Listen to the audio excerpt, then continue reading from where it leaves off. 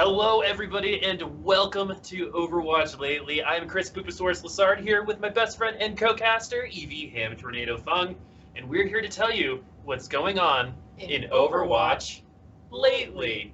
Hey, there it is. So, why don't we go ahead and start with who we are, right? It's our first episode, and why are we on camera right now? Why not? So there's a little bit of history between him and I. We've been casting together for almost 2 years now, which is crazy to think about. And currently we're both casting for North American Contenders on Overwatch Contenders. We're going to be starting our playoffs here in a couple weeks, which we'll be getting into a little later. But this is the welcome to the first ever episode of Overwatch Lately. And I can guarantee things are going to get messy. Oh yeah, definitely. We have some exceptional surprises in store for y'all. Some Easter eggs, if you will. But let's go ahead and start talking about what's going on in Overwatch lately. There's been a ton of news going out, and with Overwatch League just starting up, we're starting with our second week. It's going on right now. One of the biggest things is 2-2-2 Rolock. Yeah, exactly. Gone are the days of those beloved herbivores, goats. The triple tank, triple support meta is out for good. Role queue is the way of the future. That means every game you play needs to have 2 damage dealers, 2 support, and 2 tank characters. And our friend here is better at tank than the rest, and that's really good to see because you're not going to be as good at every single role as you want to be, right? I always like to say that I'm a silver jack of all trades and a platinum support. Yep. And off tank. And right now, it's going to be a lot easier for me to focus in on one thing and get better at the game.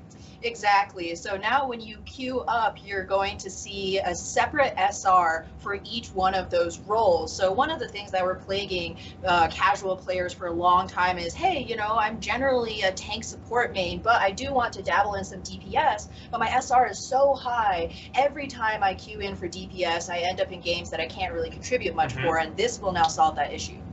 Which is really, really exciting. And so something that we've been seeing in Overwatch League 2 is what 2-2-2 is bringing to the table. We're going to be seeing some highlights here with Seoul Dynasty and San Francisco Shock to start. And one big thing that we're seeing in a lot of these team comps, or really 2 big things, are Mei and Reaper. What's your thoughts? Yep. I personally am a big fan. A lot of people calling it the new meta. All right, sorry, easy joke. Had to go there. But Mei and Reaper, very good heroes here, a ton of self-sustain. And the biggest thing with Reaper is you can actually play him in a style very similar to Goats. He has that self-sustain, he has his ability to duck in and out of fights and keep himself healthy and hale, so you can go for those long sustained battles that all these teams have grown used to playing Goats for about a year. So a lot of people are actually afraid for what we're going to see in 2-2-2 in potentially a month or 2, right? A lot of people said that 2-2-2 might actually stifle some creativity. You're actually one of those people who said it occasionally. Can you describe to us like why you think that might be the case? Well, of course, if you just think mathematically, you would know, a numbers guy, there's going to be less permutations, less amounts of combinations of heroes that you can find. But I think a lot of my worries have actually been largely allayed because quality, it does not always compare to quantity. Just because we have a lot of options doesn't mean that they're always going to be great options. And as we actually take a look here on Anubis, this map specifically is where we see not just Overwatch League teams, but Contenders teams as well really find a ton of variety, even within that 2-2-2 construct. Well, that's going to be really exciting to see what the future of this might hold, but a lot of people are already a little frustrated about Bunker. And so for those of you at home who might not know what Bunker is, one of the big pieces of Bunker is Orisa and Roadhog, the halt into hook combo. And the halt's been used so many times to combo into a ton of situations. Halt into Dragon Strike, halt into Concussive Mine, right, with Junkrat, halt into Sleep with Ana. Yep. Is Orisa, do you think, going to become a problem here? Is that going to be the first thing that the devs look at now that we're in 2-2-2 to potentially bounce out? I actually don't think that we're going to see a ton more changes to Orisa. And hear me out, I know you're not a big Sigma fan, but I do think that we do see new kinds of innovations in that tank duo, the amount of combinations that you can have with this new hero Sigma coming in. And even without him, I still think we see a ton of variety, just generally speaking. Reinhardt, Zarya is still very viable.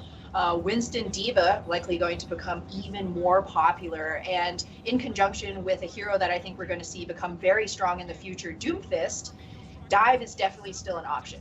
Well, let's talk about Dive just a little bit more, because Dive was a frustrating meta back in the day. It was probably one of the longer metas we had. You have Goats, which was like a year and some change, which is a little too long in my opinion. But Dive was there for quite a while, and some people did get quite frustrated with it. Why is it going to be different this time around? Well, this time around, we're going to see a new profusion of Dive heroes. So it's not just going to be Winston, Diva, Tracer, Genji Dive every single time. And while I understand the frustrations that everybody has with these metas that stay for a long time, I don't think it necessarily has to do with what that combination of heroes is, but rather how long we see it dominate the competitive landscape. Dive was really take it or leave it. You go Dive or you lose. And I think Overwatch is now in a place where that's no longer the question, right? We actually saw, I believe it was Philadelphia Fusion, who played 6 CC heroes in Overwatch League very recently. Mei, Brigitte, Ana, all against a Doomfist Dive. So it's definitely still, you have options here. It's not just one way or the highway. So does 222 have your stamp of approval, your ham of approval? Up. Exactly. I'm raising my toes to you, just can't quite see. Well, something that, speaking of toes, something that a lot of people have also said is that it's probably going to take some toxicity away from the game as well, because when you're queuing into the role that you want to play, you're going to have a little less of an excuse to speak poorly of your teammates, but you're also going to have a little bit more personal responsibility too. Oh, absolutely. It's no longer a case of 5 DPS, one of them is probably okay. Right? It is very much you have to fill that role. Your team needs you. There's no extraneous heroes around. And I think the other thing that people are really enjoying is you get some kind of guarantee in your games. It might not be the best tank in the world, but you're going to have at least one. Well, it's also helping the high-level players, too, because a lot of them who play flex support would avoid other flex supports if they got queued in with them in their high-level games. But this time around, they're only going to be able to play with other supports, right? And I think that's going to make a lot of these games on ladder, just in general, a lot cleaner and more enjoyable to play. Exactly. Definitely more enjoyable. I've been grinding a lot on the PTR, and certainly a world apart from the current experience in quick play on live. Well, speaking of PTR and toes, we've talked about that a couple times. Someone with the most famous toes in Overwatch is going to be Sigma. So Sigma was released on the PTR about a week ago at this point. Just today, I think they dropped all the Overwatch League skins for him and a couple other skins. He's got a Silence of the Lambs skin, which is really, really cool. And he's got a Power Ranger / Transformer skin, but that one has shoes. So that one's really important. Yeah, I mean, Sigma is very unique. Our first, open-toed hero. Everybody was kind of freaking out about the fact that he wasn't wearing shoes beyond his abilities, which do bear some similarities to some of the heroes that we already have on live. He has the ability to eat projectiles, so similar to a Diva Matrix. Of course, he also has a movable 1500 HP shield, very similar to Rhine, but with the same movability of Symmetra's old shield. So we actually disagree about a lot of Sigma in terms of from the low level, is he fun, to the high level of how he's going to fit into a lot of these compositions. Yeah. In my opinion, just to let everyone know first, I'm on the side of, You're a hater? I'm a little bit of a hater. I think Sigma's a little underwhelming. I've watched Chronodota, I've watched some really high level Sigma play, as we're seeing Mickey playing Sigma here, and I just can't help but think that he doesn't do anything that's quite oh, this is why we're going to have him on our team, right? For Reinhardt, you're going to be oh, I'm going to be able to keep space and potentially take it away if I have my ultimate. Or even let's talk about Zarya or Diva on the flex take side, because no one really knows what Sigma's going to go into. I think maybe they're trying to get him to be a main tank, but he feels more like a flex tank. Yeah. And a lot of his abilities just feel a little wonky to me. A little underwhelming, right? There's not a really clear way to be okay, I'm just going to dominate this team. But I personally think that it's actually a strength, right? A lot of times we see heroes come in and it's like, oh, well, I guess this is now what we're playing.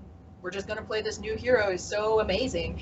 And Sigma, of course, I'm very curious to see how the devs are going to adjust his abilities in the future. But right now, he kind of exists in that middle space. And I think that's good. It's just another option amongst many options. Overwatch is a game all about counter picking and team play. And so it's good not to have somebody who's going to absolutely overwhelm the battlefield right off the bat. I am very curious, though, to see the threshold, the ceiling of skill that we start to see once we get more pro players on board with Sigma, because if we remember back to when Zarya was not a popular pick, if there ever was such a day, right? So hard to imagine. But one of the biggest complaints, and one of your biggest complaints with Sigma, is that his ultimate takes so long to charge. But now we see Zarya's like Sinatra in Overwatch League, who can charge a Graviton Surge, a Zarya ultimate, in the duration of a single fight. Right? It's all about min-maxing those abilities and figuring out how to get the most out of this hero. I think Accretion, which is his rock throw, you're actually seeing it right now. Good timing on that one. Is one of the cooler parts of this kit. It originally actually was not going to be on Sigma. Sigma was not supposed to be the character that got released. If you guys remember Mana from the Batiste comic, he was supposed to be this hero, but the way that they were coming up with the themes of Sigma, Mana was not smart enough to actually do, I think, the whole character development that the devs really wanted for Overwatch. And so we've got Sigma this time around, in my opinion, one of the greatest release trailers. And even though it was just a comic, the music was so cool. It reminded me of like a horror game, and it was kind of an aesthetic that Overwatch hasn't really had yet. Everything's so bright and happy and about Tracer saving the world, Cartoon right? candy colors. Yeah, exactly. It's really cool to see a character thematically that's kind of effed up. I know, right? And just a complete departure from the past type of hero releases. And I actually think it's a good thing that Overwatch is tapping in a little bit more to that future tech sci-fi kind of vibe, because we may forget, but Overwatch does take place in the near far future. It's either like 10 years or 50 years ahead. I can't decide. Yeah, but it's nice to see a hero who's like, oh, you know, my ability is to tap into the very fabric of the universe and mold gravity to my will, whereas McCree is kind of like, pew pew, I shoot a gun. So, I mean, you're talking about Sigma in that way. Do you feel like that when you play him, though? Is that what feeling you get when you play him? Well, I mean, you have to take everything that I say with a grain of salt, because I, as much as I would like to be like a Grandmaster tank player, I'm like puttering around, you know, with gold plat line. So I don't think I have truly plumbed the depths of what Sigma has to offer, but I think that he has so much potential. For example, you know, his Gravatic Flux, his ultimate, is so good. It's so massive, the AoE is so giant, and while it seems very similar to a Graviton Surge, it's so much easier to pull off combos like, you know, bomb combos, for example, or shatter combos even. So I think while he's not necessarily going to dominate the scene, he's a really good tool. I think he adds a lot to the potential equation of a team. Now, this is where I really struggle with Sigma, right? Is if you were to tell me, all right, in this team comp, you can have Zarya or you can have Sigma, I'm probably going to pick Zarya 9 times out of 10, right? Even the same comparison with D.Va, right? It's just Sigma, I don't feel like offers more than those two characters to make it viable for him to replace them in a comp. I think my argument would be we just don't have enough time with him yet. A lot of pros are saying Sigma D.Va, a very strong combo. Sigma Hammond, actually a very strong combo. And I think it's just a question of teams and players learning how to play around him. Because if you take a look at the raw numbers of his damage, he actually does a ton of damage. 60 direct damage for each of his hyperspheres. He fires 2 at a time, and those bounce as well. So you can catch a squishy in a small hallway. And then his rock, Accretion, just not a nice sounding word, but that his Accretion does 80 damage. So if you can unload the full 2 hyperspheres and then smash them with a rock, that's 200 damage right off the bat, and that's enough to kill a squishy. It's all the 150s, right? Reaper would survive, but The one thing that I really do keep going back to help his cause is I think accretion is going to be a move that can be game changing potentially once these players can do it. Because something that I've been loving to watch is them on the training grounds in modes on the PTR where you can throw it just like an anti grenade at the beginning of a round, right? Mm-hmm. Get someone to get knocked down, get that ult charge going. Because if you're accurate, if you're hitting your rocks, you're gonna get your ult much quicker than someone like you or me. And so it's all about developing that ultimate, and those pros have much better aim than us, and I'm sure they're going to be able to utilize that character. I think Chronodota has been playing a lot of Sigma on stream, and he's going to be a really great person to look at. He seems to really like the character, and he's not 100% satisfied, it seems like, and he's already gone through some adjustments on the PTR, so we shall see which side of the line he's going to land once he does come out on live, because in Overwatch League for playoffs he will be live, and it would be really cool to see him affect the meta in some way.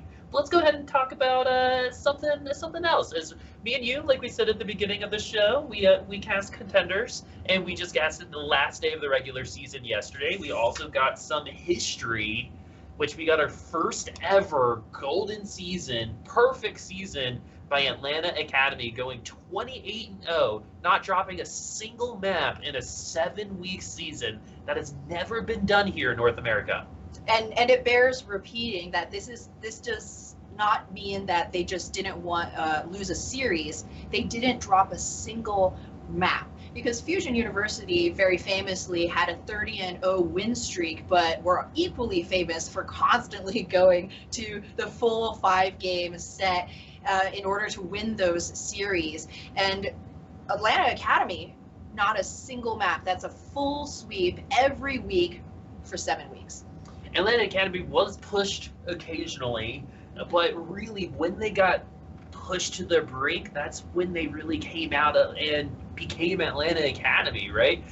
Envy lost a couple tanks this season, and Atlanta Academy, I think, became the best team in North America after that happened. And something that we always talked about with Envy is the fact that they had so much grit. They would lose 2 members at the beginning of the fight, but they still knew with their ultimates they could still potentially win. Mm-hmm. And Atlanta has taken that and has ran with it. But at the same time, Kodak was really one of the only ones playing Moira all season, and it was hyper effective. This team is incredibly talented. Yeah, he was the first one to really pick up Moira as a staple out of all the teams in contenders. And the reason that a lot of other teams didn't pick Moira is because she's great for burst healing, but that can get shut down with on an anti-nade. She doesn't have the same utility with a Discord or from Zenyatta that will help you shred shields, help you focus targets down. And of course, you also have that added benefit of having the transcendence to save your team in case of a grab or a shatter. Atlanta Academy used Moira so well, they never really needed defensive ults. That's such a bizarre thing to say. Really. Or defense, really. Their offense was so strong that they used Moira's Coalescence as a dual-purpose healing damage type ultimate, and a lot of teams just weren't able to keep pace with that ultimate generation. I think pace is a really good definition to talk about Atlanta Academy, because they're a really good word, because they had unbridled pace. It was so quick, and it was almost like they were moving faster than the same characters on the other side. Yeah, and a large part of that seeming invincibility of Atlanta Academy always being exactly where you don't want them to be comes down to their teamwork and the confidence and trust that the players have with each other. Something, if you take a look at their tape, that you'll notice is every single time, say, Funny Astro goes low, immediately the healing is there and the Zarya bubble. There's no hesitation, there's no downtime between those actions. Atlanta Academy always know where all the other parts of Atlanta Academy are and how to react to help them out. And so Atlanta Academy won the regular season for North America East and North America West. It was Team Envy who dropped one map all season. So disappointing. But unable to make history for them. They're going to be formidable when we do move on to the Gauntlet. Before we talk about the Gauntlet a little bit more, something that we don't get to do in contenders is like award superlatives, right? There isn't like an official MVP or most improved player. So just put you on a spot. Who's the MVP of the season for you? Oh my gosh, this is a really hard one, but I have to go with Crimzo. Crimzo. Well, if I could, I would pick both Crimzo and Fire. They're the support line of Team Envy, and I just don't know why these guys haven't been picked up by a team yet. We don't know yet. It's still possible, but they're such a strong backline that Team Envy have fallen back on their supports in the literal and metaphorical sense all throughout the season. Crimzo gets nutty sleeps.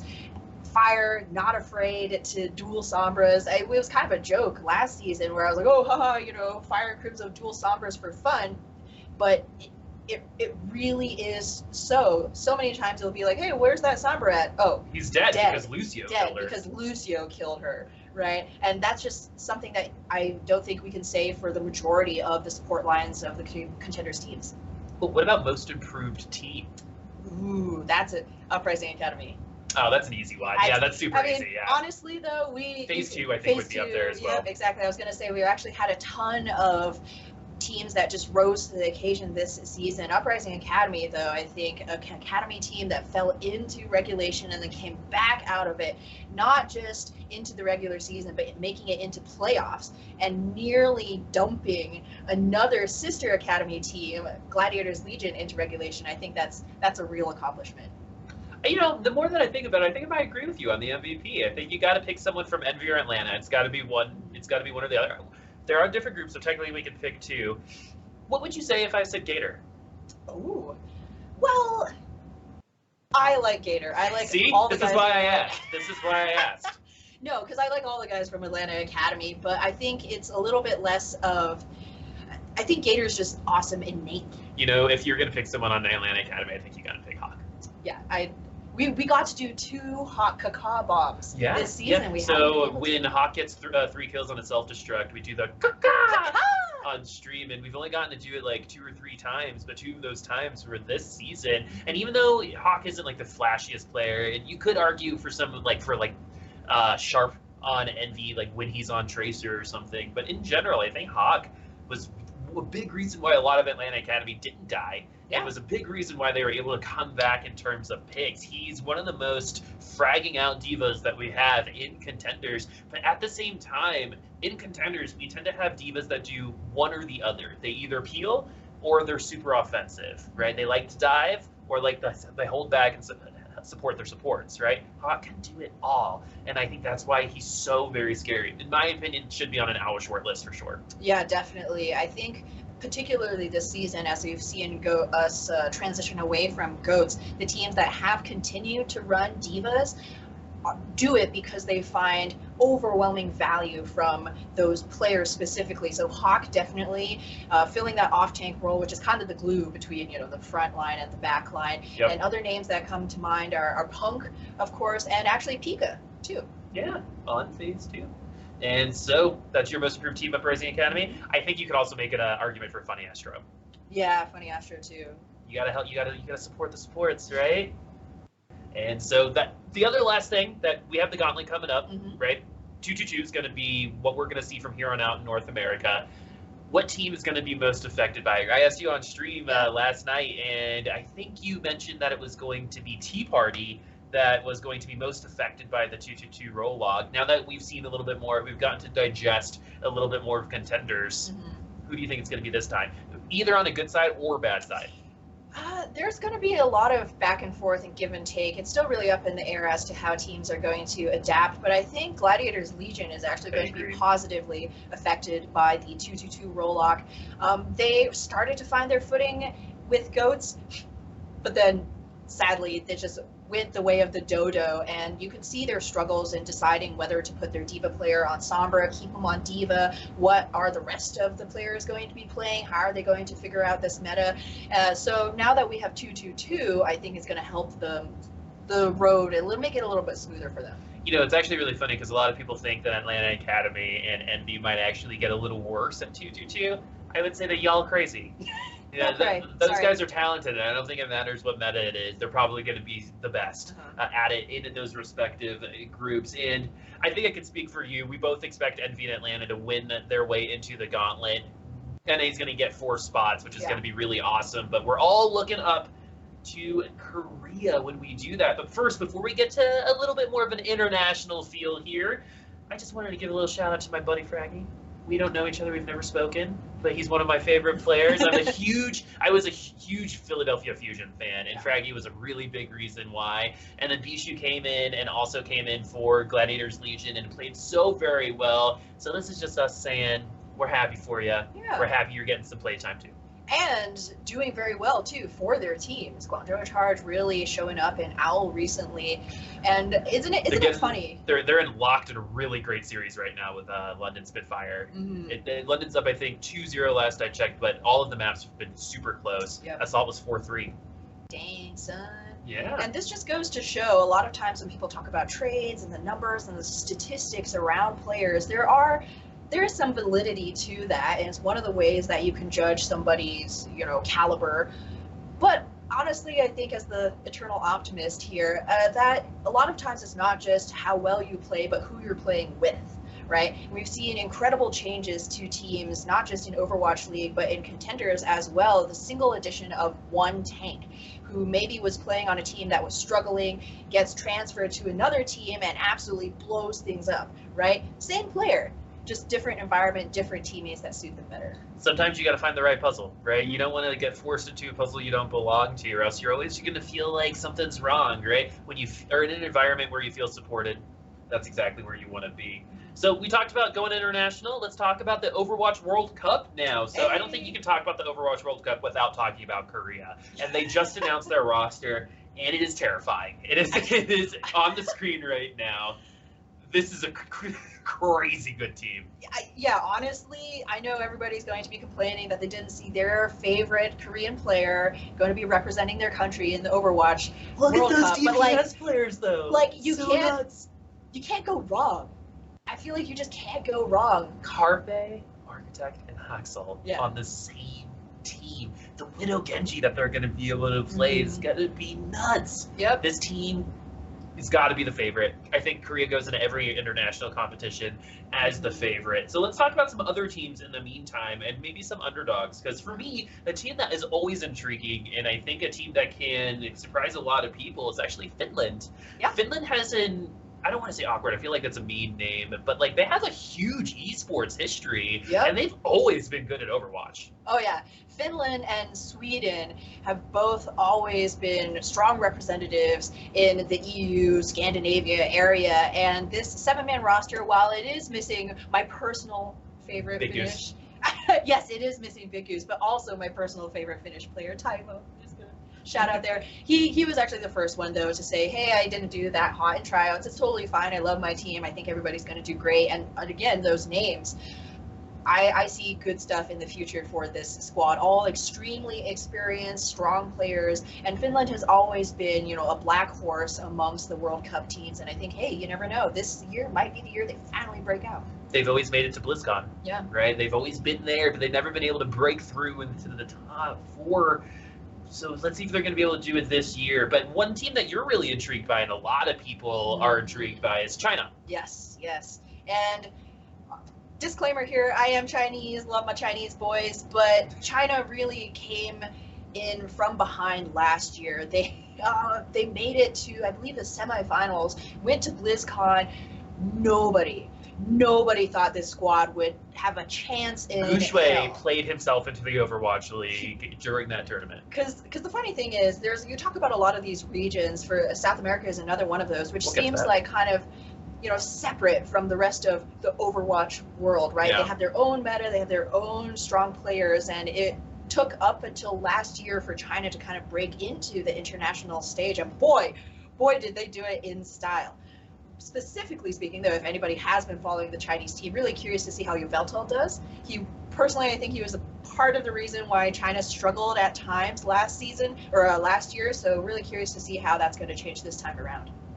Well, a team that I hope does a little bit better than they did at the showdown is Team Brazil. Yeah. So let's go ahead and throw that. So I don't know if you guys know, but Ham and I think we can say we got our start casting South American contenders. Oh, absolutely. And we got to know a lot of these players. And something I'm actually really excited about is seeing Alemong and Lico on the same team again. They were on base tryhards. No, Alemong was already done, so it was still Brazil Gaming House. Yeah. On the same team together. But the new addition here, which is actually really cool, is Man, we've been told that his name is said like 4 different ways. So it's either Chaoxin or Tishazin. Yeah. And he's been proving himself, and he's played his way onto the roster, and expectations are a little low. Brazil did make some noise in a qualifier last year, getting 3rd in the group. They were behind USA and Canada, and they were kind of the darlings last year. It's going to be a little less so this time, especially since the South American representative to the showdown kind of got spanked. But my heart's in it for them. I hope they do it. I hope they perform well. Yeah, like a phoenix rising, right? And again, you never really know. I think a lot of these teams that are a little bit, undervalued have a big advantage in that people probably not really watching a ton of their tape, right? And not going to know what to expect coming against this squad. And Tishazin and Honorato, of course, Mauricio Honorato, I've never seen him lose a game. And Tishazin, of course, I personally One of the greatest copy pastas. Personally also really excited to see him because he was on Revolt way back in the day and one of the first innovators on Hammond. It's true. And so next up we're going to have Team USA. This roster is actually pretty terrifying as well. And I think arguably one of our strongest rosters that we've sent to the World Cup. We bombed out last year. We all know that. We don't need to talk about it anymore. I don't want to even think about Symmetra. We bombed out the year before, but we've also faced South Korea a couple times in this moment in time. But now that we see this roster, there are a couple surprises there. You got to give props for Space for being the only flex tank that was chosen. That's how much faith they have in Space, and I think he definitely deserves it. But I think there's a lot of pop-off potential here, and I actually think 222 is pretty friendly to this group. Oh, certainly, and especially if we're going to see any Reaper play, Corey is a great person to have on your team, and somebody that I'm really happy to see in the conversation as representatives for USA. He's always been a great player coming back to like Contenders Season 0, and now he's got his shot in the limelight. Exactly, and I love that Fact Fiction is up there too. He's had a meteoric rise ever since that he got brought up to the Valiant, and then they took down Vancouver, and now he's on the World Cup team. And the last time we saw Fact Fiction, he was getting hit by a car. Right? Not in real life, but on Oasis. On Oasis, getting domed. He was a primal raging Winston, and that's just what makes it feel even worse. And so next up is going to be Canada, always a dark horse in the World Cup. Also a darling. Yeah, exactly. You got XQC. That's definitely one that a lot of people are looking at, and honestly, he performed really well last year. I'm pretty happy to see him up there. Yep. Short forward agilities on the DPS, but on the support side, you got Crimso for support, your MVP. My boy Crimso, very excited. I mean, Canada had a little bit of a struggle buggy at BlizzCon last year, but Crimso is still just such a highlight of the team in general. And in the subcategory, one of our new recent favorites, Muffin. Not only does he seem like a really good guy, his fans seem like really awesome fans. His community is just so wholesome. One of his copy pastas is you just put his name in for solving the world problems. Yeah. Like Muffin created the Treaty of Versailles. Muffin respects women. Yeah, so that's going to be really cool. You've also got other contenders representatives, Chain and Jolik. Mangachu's on there as well, so if they need a tour, he's going to be there. But let's move on to the UK as well, because the USA lost to the UK last year in a huge upset. A couple different names this time around, but looking at support, you got Boobox and Slur. Funny Astro, I believe, is in the final 7. They're doing a really fun kind of community thing, releasing day by day who's starting. So I think Fusions was announced today. Funny Astro was announced a couple days ago, but we know for sure that Smex, Fusions, Funny Astro, and I'm blanking on the last one, are going to be in the starting 7, and I'm so excited to see Funny Astro there, because not only is he a seer, he predicted the no map loss season for Atlanta Academy. He's one of the most improved players that I've seen just in terms of his career, and he 100% deserves all the accolades he's been getting. His movement on Lucio is some of the best that we see in contenders, and potentially in the World Cup too. Exactly, when you talk about flex supports in contenders, Alarm, Lastro come up, and who's the name in the main support category that everybody's talking about? It's Funny Astro. So, USA better watch out. So that's going to be the World Cup section for us, but what I want you to tell me, who's your top 3? Well, top 3 in my heart, or top 3, and this is the team I'd put money on. In your heart. In my heart. All right. In your heart. China, definitely. Finland, South Korea. South America, Brazil. sorry, all the other South Very American different countries. things. Very different things. Yes. I'm going to say Korea's probably going to be number one. You're going to be pretty nutty if you're not voting for them number one just based on history. It's kind of like voting for Fusion University every game until they actually lose. Until they show me they can lose, I'm going to go with them. I think USA is up there, honestly. I think those players are playing really well in Overwatch League right now. And the thing that Korea, China, and USA, and China would be third for me, have over some of these other countries is they went more Overwatch League, whereas some other countries went a little Tier 2, giving more opportunities for the Tier 2 seed to show off. That the three I just mentioned didn't do that, and I think that's going to also be a really big reason why they're going to be potentially dominant when we do get to BlizzCon. Yeah, I would agree with those picks in terms of success. Yeah. Yeah, if those are your money picks. Those are my money picks. Yeah, exactly. All 20 of my Buckaroos going on those teams. We're going to talk a little bit about some changes now that Blizzard's put out in terms of rosters in the Gauntlet. So official Gauntlet details have finally been announced. We know what the bracket's going to look like. We know what the representation is going to be. It's going to be in Seoul, and I believe it's going to be taking place in the Apex Studios. So it's going to be... the Giga Stadium. Yeah, the Giga Stadium. And so it's going to be a hype atmosphere. But one of the coolest things about this, and we're going to go through this pretty quickly, is that Overwatch League teams are going to be able to send representatives. And so the Gauntlet, I don't know if you're familiar with the NFL Combine, but the Combine is where college players go after they graduate or declare for the draft, and a bunch of scouts come in, and it happens before the official draft, and they do a bunch of tests, and it helps their draft prospects. And I think the Gauntlet is going to be very similar to that kind of experience. And I do like, again, that Blizzard are solidifying these rules and heading in that direction, really pumping a bit more support into the Tier 2 scene and really incentivizing the Overwatch League teams to be invested in the futures of these Tier 2 players, because I'm sure you're going to be talking about it a little bit later, but the Academy teams, the rules are surrounding two-way players has been further clarified as well. So there's so much talent in Tier 2, and it's really good that Blizzard are now setting up the infrastructure for people to be able to come here, witness that talent, to figure out, who's going to be best for my squad. Well, let's go ahead and talk about it right now. Yeah. Because, there's a lot of trade deadline stuff that we can get into in terms of dates, but something that I think is the most important thing is solidifying that Tier 2 scene so Overwatch League can sustain itself, right? Because it's got to feed from somewhere. And I think these rules, you can go into a little bit more detail on the two-way if you would like to, will really, really help just kind of solidify the ecosystem. Exactly. And teams, I know last season were a little bit unsure of how to work with their Tier 2 players. Fusion University very notably brought Elk from Fusion University into the Philadelphia Fusion, but he ended up not being able to really contribute to the Academy team because he had played some games in Overwatch League. So now everybody's going to be very clear as to what the ground rules are. You get a certain allotted amount of Overwatch League games if you're a Tier 2 player within, I believe the time period is 30 days.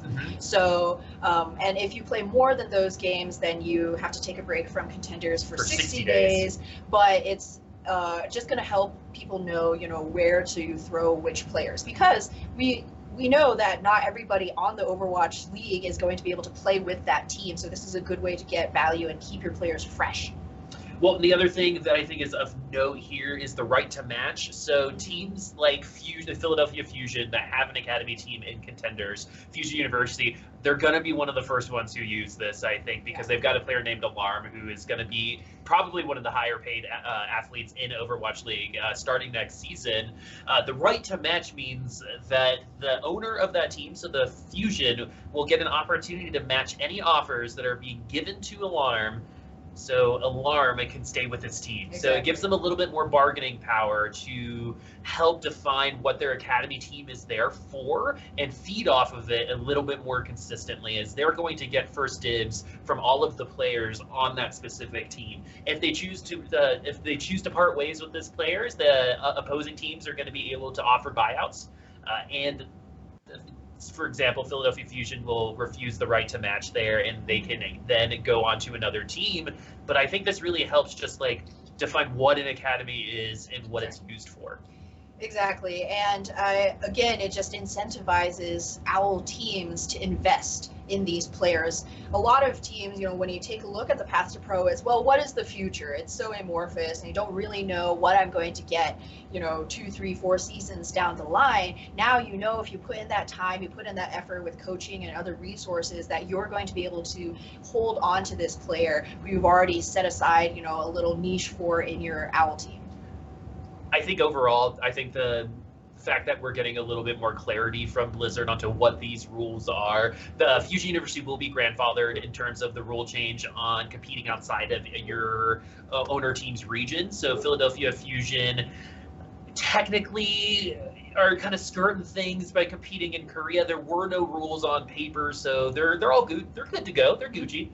But now it's going to have some consequences if another team decides to do that, is they will lose their academy, not status, but the perks, perks that they get for being an academy team, unless they have, I think, a sustained culture or some type of already in place framework in that country. So Fusion University might be fine in Korea, but other teams might have a hard time transitioning.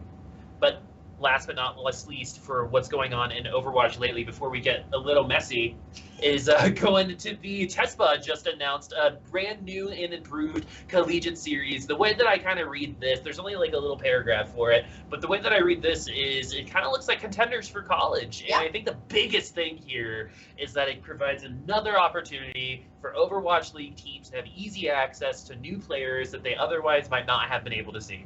Exactly, and it provides an opportunity for collegiate players to have that place to showcase their talent, to work in that team environment and get a taste for what it is to go pro, right? Because up until this point, it's really been a difficult thing for players to decide, do I invest in my academic education, or do I take a chance, try and go pro?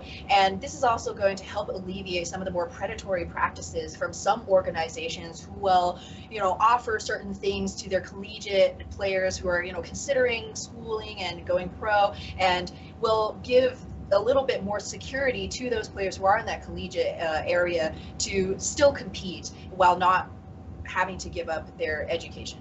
And they try to support that every step of the way. I'm really excited. I'm a huge fan of collegiate sports, just in general. It's so exciting, I can name 300 college mascots in NCAA basketball. I love this. I hope we get to be involved, but in the end, it's just so amazing that it's here and they're thinking about it, right? Exactly. This is going to potentially become very analogous to the NCAA division if we see this gain more popularity and more colleges, investing and deciding to opt into these kind of programs, because again, everybody wins, man. Not everyone's going to win our next section, actually. So that's what's going on in Overwatch lately. This next one, we want to have a little fun here, right? Sometimes sometimes these videos can be a little stuffy. So this time around, we're gonna play a little game. Yeah. We're gonna play something that's gonna be called Do You Know Your Co-Caster? So Ham and I have been casting together for 2 years. We've been friends nearly that same amount of time. That is true. If you want to get the set up real quick, yes, exactly. While I describe the game. So what we're going to do is we're going to ask each other 4 questions each about our personal lives. So some of these are Overwatch related, some of them aren't, some of them are about our personal lives. And we're going to find out if we're talking to each other and listening. We spend a lot of time together. We spend, during the season, she stays up here Monday through Thursday. And we play games, we play a lot of Civilization. But now we're going to play the Newlywed Game. Now there are Do you know your co-caster? There are stakes involved. The reason why we've been talking about this is the fact that we will ask a question. We will write down our answer. If it is incorrect, we are going to slam an egg on our heads. All of them are raw. There is no hard-boiled ones in there. We don't have the resources here. We're not going to boil eggs. I know, right? And so now it's just high stakes. We get anything wrong, there's an egg going on our head. And so I'm going to go ahead and put my thing on here. Your sexy bag. Yeah, exactly. Outfit. We're going to get that hat here going too. All right. You ready, Ham? Okay. I'm so ready.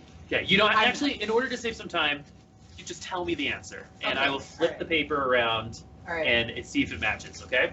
My arms. Okay. Ready? Okay. And welcome. Welcome. To Do You Know Your Co-Caster? Question 1. Question 1. What is my least favorite smell? So for some history, I'm very sensitive to smells. Specifically, what is my least favorite smell? Your least favorite smell is flowers. Oh, you can't. I put lavender, so that's Oh. going to count. I think that's a right answer. That's a right answer. All right, I feel better about myself. All right. Okay. All right. On to my question. So, Boop, how well do you know your co-caster? Oh, this is always good. Okay. What is my go-to carry hero in Overwatch? If it was like 2 months ago, Uh-huh. I would say Winston. Okay. But recently, you've been playing someone else. Yes. I think it's Zenyatta.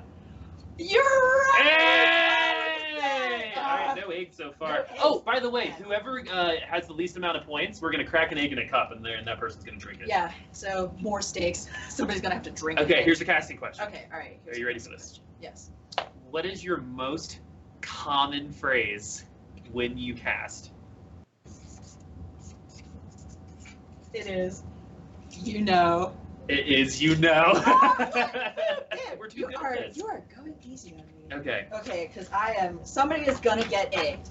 I promise, somebody is gonna get an egg on their dome. I'm gonna go ahead and open this. I have a bad feeling about this. Okay, we are going to go for our first egg, because I just know you're not gonna know this. All right, Boop. We've been together for 2 years now. What were we wearing when we first met? Up in Carbon Entertainment, the studio in Golden, where it all began, Wawa's Boot Camp, Amateur Rising 2 tournament. I remember it just like it was yesterday. Okay. I think I was wearing something black. Or were you wearing? No. Okay. You were wearing that dress with the flowers on it. What was I wearing? What were you wearing? I don't know. Okay. Yes, it was. You were half correct, so I would have gone if you had separated the egg out and just put the yolk on your head. But I was wearing a black flower dress, correct? Uh-huh. And you were wearing a gray shirt with your Hufflepuff tie. This is terrible. Okay. Your Hufflepuff tie. I've got yolk all over my pants. Oh, Okay, man. your turn. Yoki. Okay, all right. Don't you ask me? Oh yeah, that's right. The question was, what is the name Yes. of my first dog?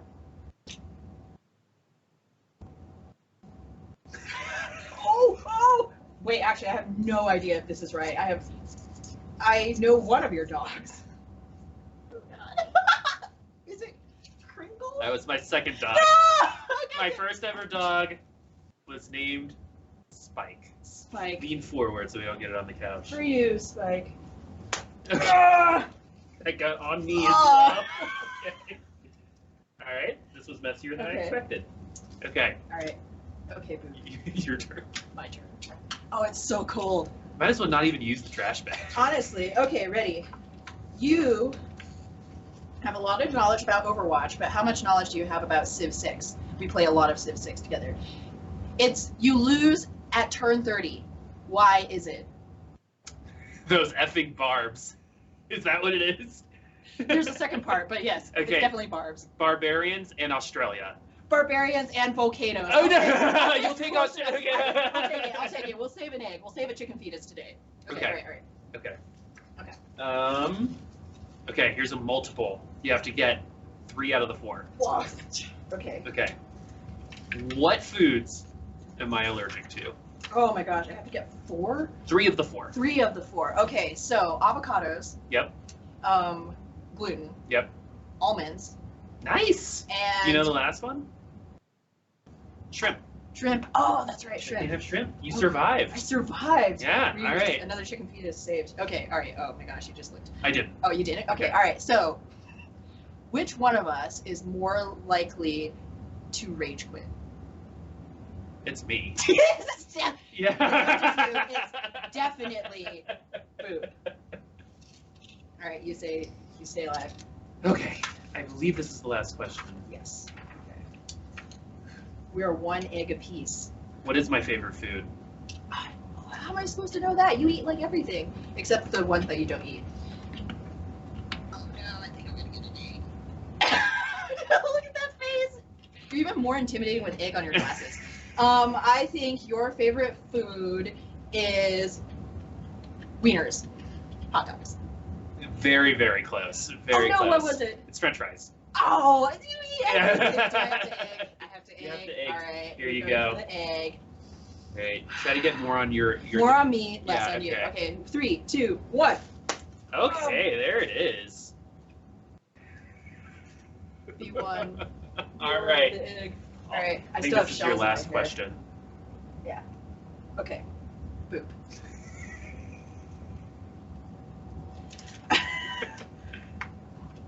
Which of our parents are more disappointed that we are in esports? Okay. Okay. I feel some shenanigans Yeah. because I think all parents are disappointed most of the time when they initially hear their kids are in esports. Both of them. Oh my god, look at the egg's still in my hair. Yeah, All right, you are correct, sir. I'm pretty sure you have to drink an egg I have to drink an egg. because of French fries. All right, because of French fries. Because of French fries, I have to drink a raw egg. So I brought 2 glasses just in case of a tie. But You're gonna go. Are you gonna be able to do this? I am.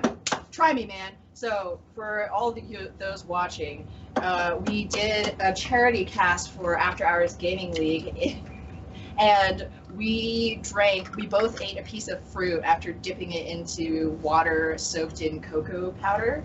So, oh my god, I can just see You got the it. life of this. You got it. 3, 2. 2, 1. Oh my god. Oh my god, you're doing it. Gotta get the yolk in. Oh my god!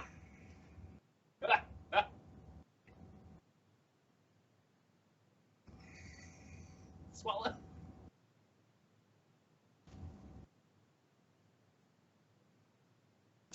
Yeah! And that's been That was like a Do You Know Your Co-Caster? Thank you very much. Thank you. That was fun. Oh, that was Let's like a never do that 6-part again. process. I mean, I could drink another egg. Why would you even offer? Okay, so the last part of Anyways. this is going to be just like a quick little interview. We thought we'd loosen it up a little bit with some Yeah. eggs, and while the yolk dries onto the couch and on our clothes, I think it would be fun to learn a little bit more about Ham, because you're going to get to know me as we go through the weeks of the unfortunately. show, since we'll be hosting. But for Ham, I think one thing we all want to know, I still Is taste why? the screams of that chicken. why casting? Why casting?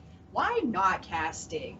Esports nomad life is not for everybody, but it was for me, apparently. Well, it's a really long story, and actually, if you want to really get a deep dive into my history, I'm just gonna vamp a little bit, but I have a in-depth interview with Blake Panashevitz coming out next week, so check out my Twitter. But basically, it's a long line of kind of like here and there, never really finding a home, and then just absolutely falling in love with Overwatch and this community and you. Well, you talked about which parent is more disappointed in us, right? So you're talking about, why not? But obviously there's been some pushback from your Right. parental units. So how have you dealt with that? And how have they evolved over time as you've found a little bit more success? Well, I think, a lot of parents are going to just be worried as to whether or not you can keep the lights on and have, eat food. And so not just raw chicken eggs. But so I think like just actually having them see me on broadcast has made a big difference, right? It's like when your kid makes their first paycheck, it suddenly becomes real, right? And so for me, like I had my parents watch one of my contenders broadcasts actually, and I think that kind of solidified the idea that this is an actual thing. People watch my idiot daughter yell about video games on the internet, right? And I think that definitely helped. So most important question, what do they think of me? They like you. They Oh, definitely good. like you. Yeah, you're always win big, and the other parents really like Boop. Moms do like me. Moms are big fans. Moms are a big fan of our casting pair just in general. That too, yeah. Yeah. Mhm. Mother and fathers of Overwatch, thank you for being so Thank you. supportive. We love We're actually you going to have too. a Parents of Overwatch episode in about a month. I'm really excited about that. Mhm. Definitely going to have some more quizzing there. But let's talk a little bit more about casting because you're one of the hardest grinders I know.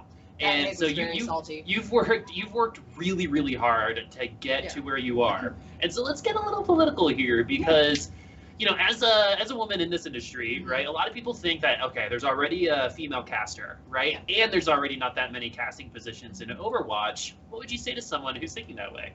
I mean, so this is actually pretty common in a lot of fields that are mostly male dominated. It's like, well, now there's one girl there, they don't need to hire more girls, right? But I still think that representation is extremely important and generally outweighs a lot of the other negatives, because, you know, in entertainment, it's not very consistent. It can be very demotivating at times, and I've certainly thought of quitting in the past, but then you have to go, well, what does that mean then, right? Like, a girl can't even make it in Overwatch, for example, is something that might come to people's minds. So I think that, you know, having that flag bearer, whether or not that's really what you wanted to be when you got into it, is really important, because for me, any step forward is a good step forward, right? And there is going to be that grind. You have to be willing to drink an egg.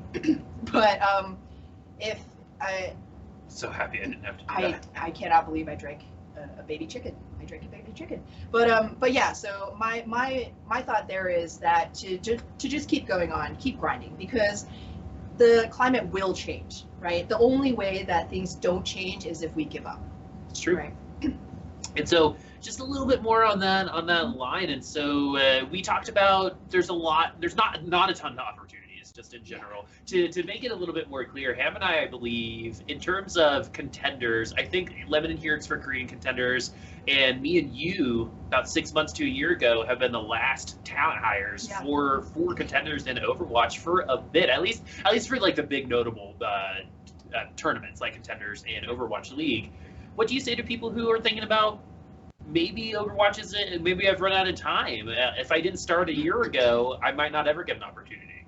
Yeah, so we can't sugarcoat it. We can eggcoat it though. Yeah. But it's, in esports, time moves very quickly, and sometimes those windows of opportunity do close. But the good side is new titles are constantly popping up, right? We have Fortnite coming in, we have Apex Legends, and so you just need to take a look at yourself and the environment. There's kind of three keys to success, right? There's your passion, there's your grind, but then there's also the timing, right? And you can control two of those things, but unfortunately timing is out of all of our control. So just take a look at where you stand, and realistically, you know, if you feel you still have the passion for casting, if you feel like you're on the grind and working very hard and looking for opportunities, then maybe the third thing is what's, you know, tripping you up, and just take a look at some of the other games. You know, is there something that I can be equally as passionate about? Because it's never a zero-sum game.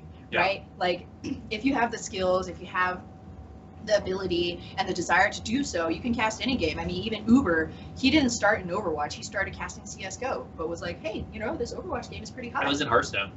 Oh, he started in Hearthstone? No, Uber started in CS. I was Hearthstone. Yeah, and you were Hearthstone. Yeah. And you're very unique in a sense that Overwatch is all you do, right? Mm-hmm. Like, Overwatch is your game. You play a ton of it. And as a color caster, that's really, really great. But you've got to think sometimes, what if? Like, what happens? What if some random thing occurs in my life and I can no longer put in this time for Overwatch? What's your backup? Do you have one, or are you all in here for this Overwatch thing?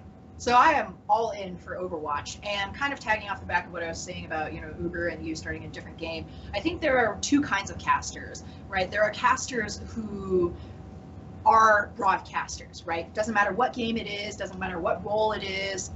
I love to share that story and bring that excitement to the viewers. I'm going to do it wherever I can. Then there is another kind of category of casters, and Hex, I believe, actually falls into this. I was talking to him and I was like, you know what game would you cast if you couldn't cast Overwatch anymore? And he was like, well, I think I would probably just move to a different job. You know, I've had a lot of jobs, I have a lot of interest in my life. He's very passionate about Overwatch. But he was somebody who just loves this game so much. That's what propelled him into casting, because he actually started out as a writer for Gosu Gamers for Overwatch. It was the only way that he could get an alpha kit. So I think it really depends on what kind of personality you are. Me personally, I think if I the world ended and Blizzard is no more, there is no more Overwatch, can't possibly cast Overwatch anymore, I'd probably just, move on to a different job, because I worked as a CPR instructor for a long time. I was an EMT, and that's still something that really interests me. So. Well, I hope that doesn't happen, because you're super talented, and I think you could spread your wings in esports regardless, in my opinion. But to close things out for today's, we're going to be done here very soon. What's your favorite thing about Overwatch? Like, why Overwatch? Why do this? Why spend so much time and energy into this specific game? You're obviously passionate about it, but what is it about Overwatch that kind of speaks to that passion?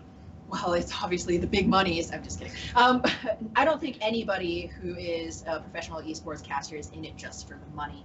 I just love this game. It's something that combines the elements of many other games, and I think especially currently the place in the meta allows for so much innovation, so much diversity, and the other part is the community.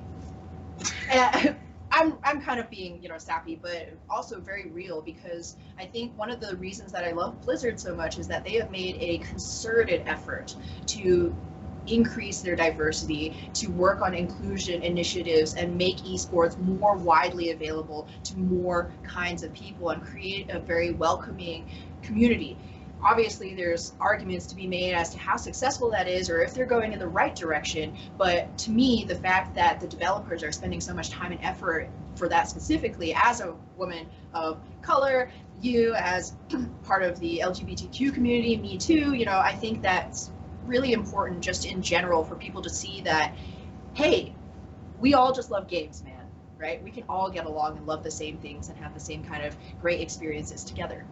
Well, that's why we love you, Ham Tornado, and that's going to be it today for Overwatch Lately. Thank you so much for joining us for our inaugural episode. Thank you for joining us for our inaugural episode. I wouldn't have thought of someone better to join me for this first go-around than my partner in crime, Evie Ham Tornado Feng. So thank you once again, and for everybody at home, that's been what's going on in Overwatch lately.